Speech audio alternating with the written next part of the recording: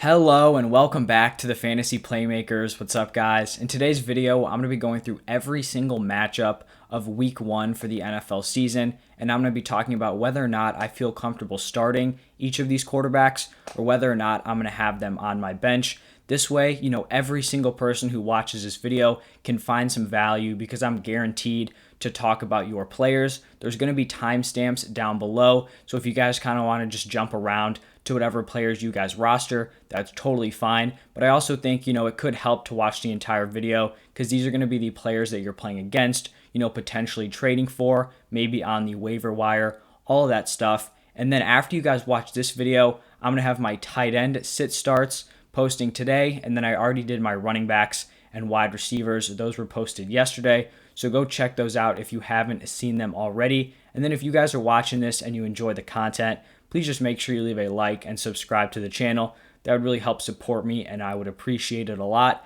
But let's just get right into it, starting off with the Thursday night matchup between the Cowboys and the Tampa Bay Buccaneers. And I think this is a no-brainer. Both of these quarterbacks have to be starts. Dak Prescott, he's going to have to throw the ball a ton. This Buccaneers run D is so good. You also have Zach Martin out for the game. So I really think the Cowboys are going to have to throw the ball a ton, especially because I do expect the Buccaneers to be able to put up points fairly easily. So they're going to have to keep up. And so Dak is going to be feeding Amari Cooper, CeeDee Lamb, Michael Gallup, all of those guys. So he is a locked-in start. And then same thing with Tom Brady. I really think he's going to feast in this game. You've got Mike Evans, Chris Godwin, AB, all those tight ends, all those very talented running backs. So both of these guys are locked-in starts for me. And then now moving on to Sunday, we're going to start it off with the Jaguars playing against the Houston Texans. And I'm going to be starting Trevor Lawrence in this game. It's not a super solid start just because we really haven't seen him play in the regular season yet.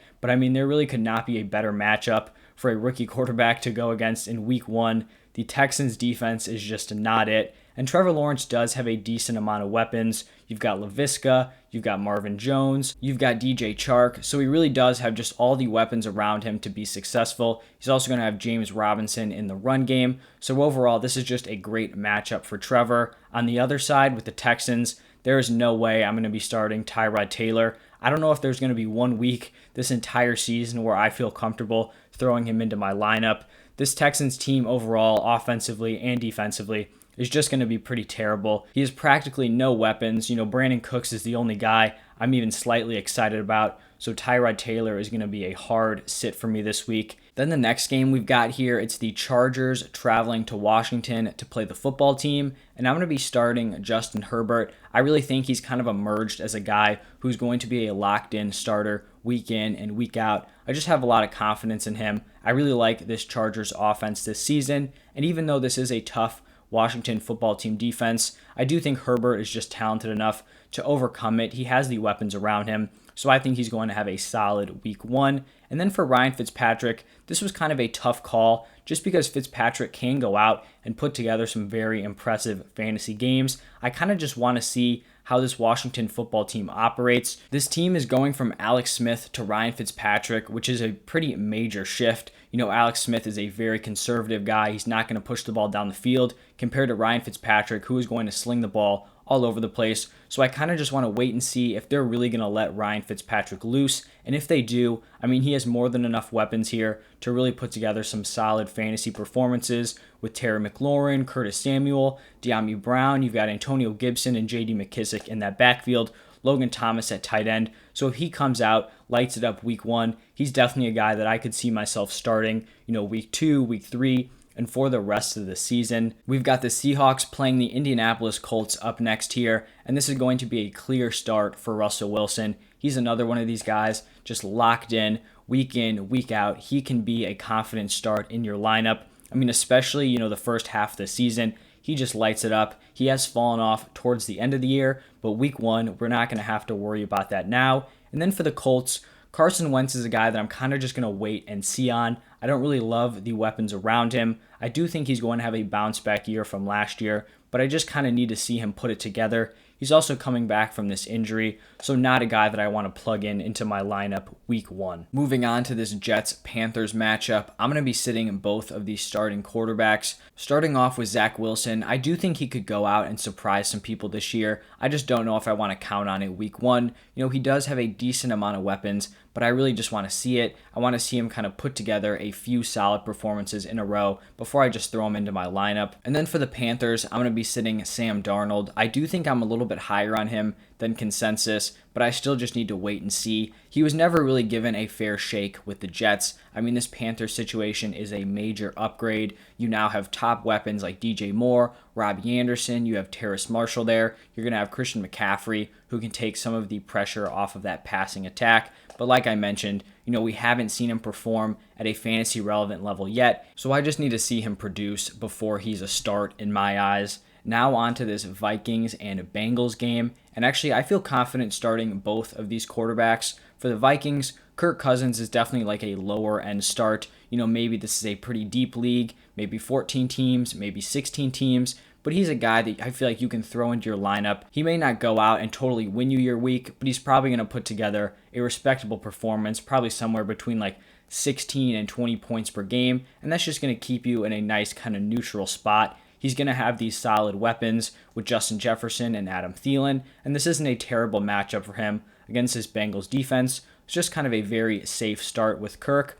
And then for the Bengals, Joe Burrow, I do feel very good about him. It looks like he's basically 100% back from that ACL tear. His weapons are stacked as well. You've got T. Higgins, Tyler Boyd, Jamar Chase. You've got Joe Mixon in that RB room. So I really like Joe Mixon, and I think the Bengals are going to be relying on that passing volume a ton this year, especially because that defense is not stellar. So the Vikings are probably going to put up points, and so the Bengals are going to have to keep up with them. Then we've got the Arizona Cardinals traveling to Tennessee to play the Titans. Both of these guys for me are going to be locked-in starters on a week-to-week basis. Kyler Murray was my QB2 going into the season, so I'm not going to fade away from that. His ceiling is crazy. That rushing upside gives him a very solid floor, but also just makes his upside through the roof. So Kyler is an every week start. And then same thing with Ryan Tannehill. The man is just so consistent. He's so efficient, going to have a lot of touchdown upside. Also kind of has some sneaky production on the ground. And then they go out and bring in Julio Jones. How are you going to stop this offense with Julio, A.J. Brown, and Derrick Henry? I just don't know how teams are going to do it. And so he is a guy that I also feel confident plugging into my lineup every single week.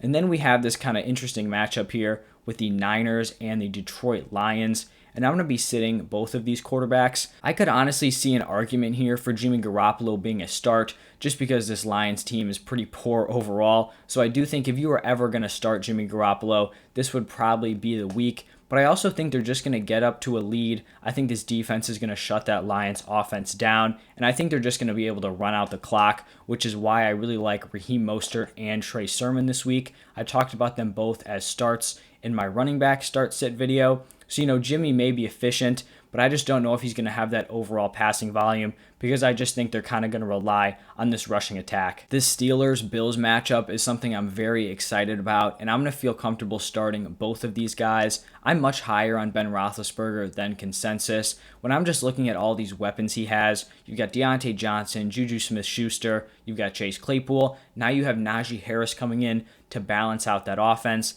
I still think, even if he's not prime Big Ben, he's still going to be able to put together some very solid fantasy performances, and they're going to have to keep up with this high-scoring Buffalo Bills offense. I think they're going to be throwing the ball a lot, and Big Ben is going to have a very solid week. And then Josh Allen, you are never putting Josh Allen on your bench. This man is a top-tier quarterback, locked-in top 5 guy, probably on a week-to-week basis for real NFL and for fantasy. So I'm going to be starting both of these players, and I'm also going to be starting both of the quarterbacks in this Eagles versus Falcons matchup. For Jalen Hurts, I really don't think we know how good he is as an NFL quarterback, but what we do know is he's going to have that rushing upside. And so even if he struggles throwing the ball, that rushing attack is really just going to give him a solid floor. So I feel like he's always going to be around that like QB 12 range. If he really starts to break out, he could easily move up into that top tier quarterback group. But like I mentioned, that rushing attack just kind of really leaves him at that solid floor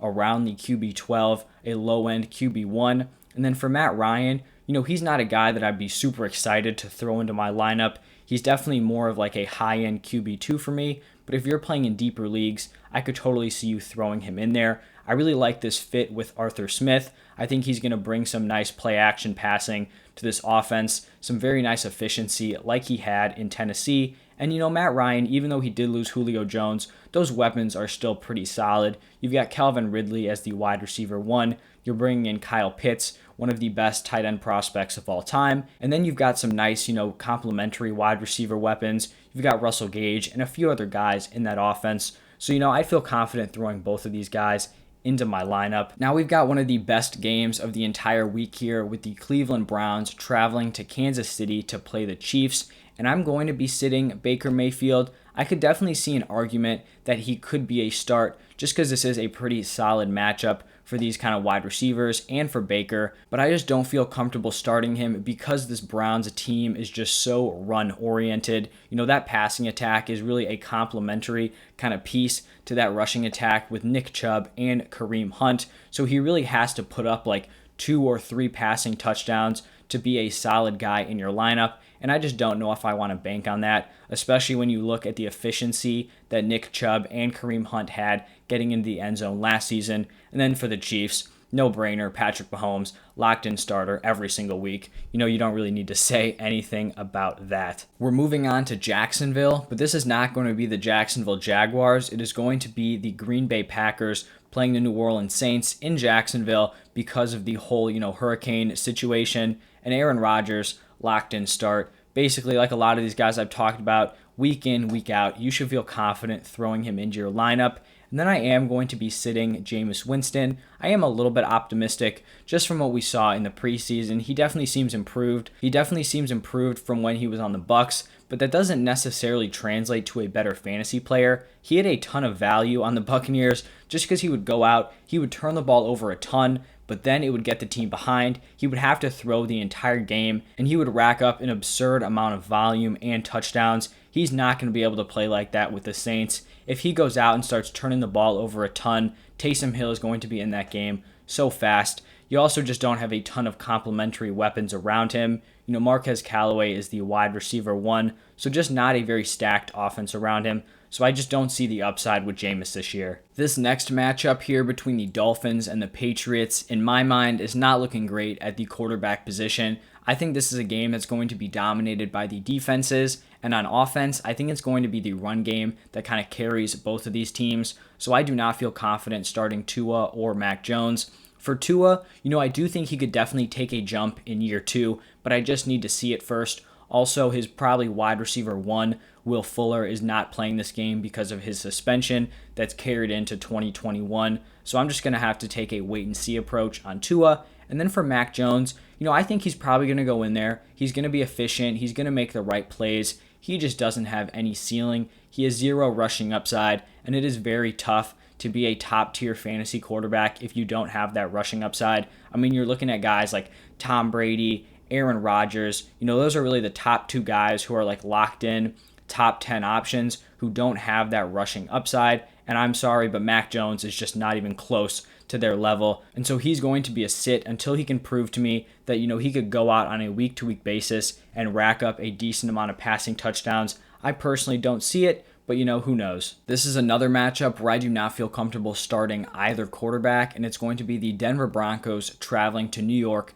to play the Giants. For Teddy Bridgewater, even though he has a lot of solid pieces around him, he just has 0 upside as a fantasy football quarterback. Last season, he only threw like 15 touchdowns in 15 games with a wide receiver core of DJ Moore, Robbie Anderson, and Curtis Samuel. So even though he has these weapons, he may be able to give them volume. I just don't think he's going to give them a ton of upside. So I'm not going to be starting Teddy. And then for Daniel Jones, you can kind of see the path to some success for him this year. He has that rushing upside. They brought in Kenny Golladay. You have Saquon coming back, but it just kind of seems like it's all falling apart. Saquon is expected to play, but he's likely going to be limited. Kenny Golladay, we don't know if he's going to play. Evan Ingram, he's apparently a long shot to play. So I'm just not really liking how this week is shaking out, and I do not feel comfortable plugging Daniel Jones into my lineup. On to Sunday Night Football, we have the Bears traveling to play the Los Angeles Rams. And for the Bears, this is a no-brainer sit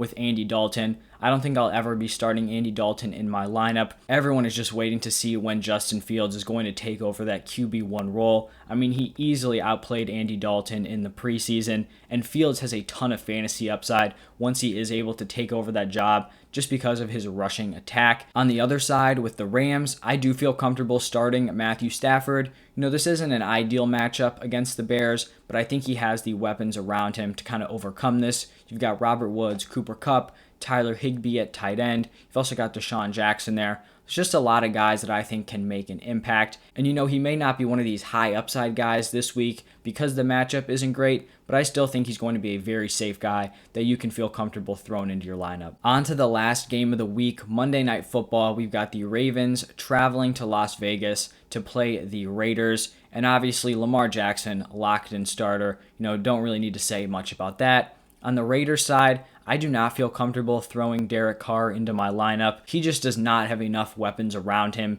He basically has Darren Waller and then a bunch of guys that you're kind of throwing darts on to hope they kind of come through and break out. So he's not someone I want. He doesn't have that rushing upside to overcome those poor weapons. So he is basically a floor play at best. And I don't think he's someone who's probably even going to crack like my top 20 weekly quarterbacks very often. All right, so those are my start sits for all 16 week 1 NFL matchups. If you guys enjoyed the video, please just leave a like and subscribe to the channel. And then also let me know your thoughts down below in the comment section. Do you guys have sit start questions, maybe some trade offers, any of that stuff? Comment down below. I'll make sure to respond to everyone who comments. And then if you kind of want to get more in depth with fantasy football, I have just created a Patreon page. So there you can get Discord access where you can ask me like one-on-one questions, fantasy advice, start sits, all of that. And then I also have my seasonal rankings, my weekly rankings. So every Thursday and Friday, I kind of post like a top 30,